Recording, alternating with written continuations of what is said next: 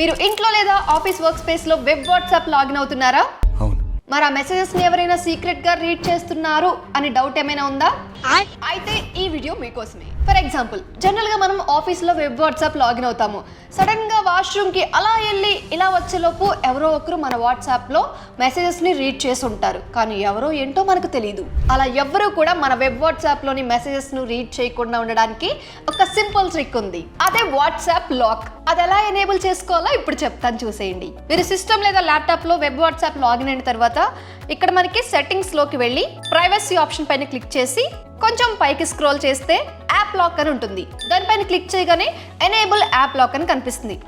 Enable చేయండి. ఇక్కడ మనకి ఎంటర్ పాస్వర్డ్, రీఎంటర్ పాస్వర్డ్ అని రెండు కనిపిస్తాయి. ఇక వెంటనే మీకు నచ్చిన పాస్వర్డ్ ని టైప్ చేయండి. అది ఖచ్చితంగా 6 డిజిట్స్ అనేది ఉండాలి. అంతకన్నా ఎక్కువ ఉన్నా కూడా పర్లేదు. ఓకే పైన క్లిక్ చేయండి. ఇక్కడ వెన్ టు లాక్ కింద after 1 minute, after 15 minutes, after 1 hour, after 8 hours అని ఉంది. నేను 1 మినిట్ క్లిక్ చేసుకుంటున్నాను.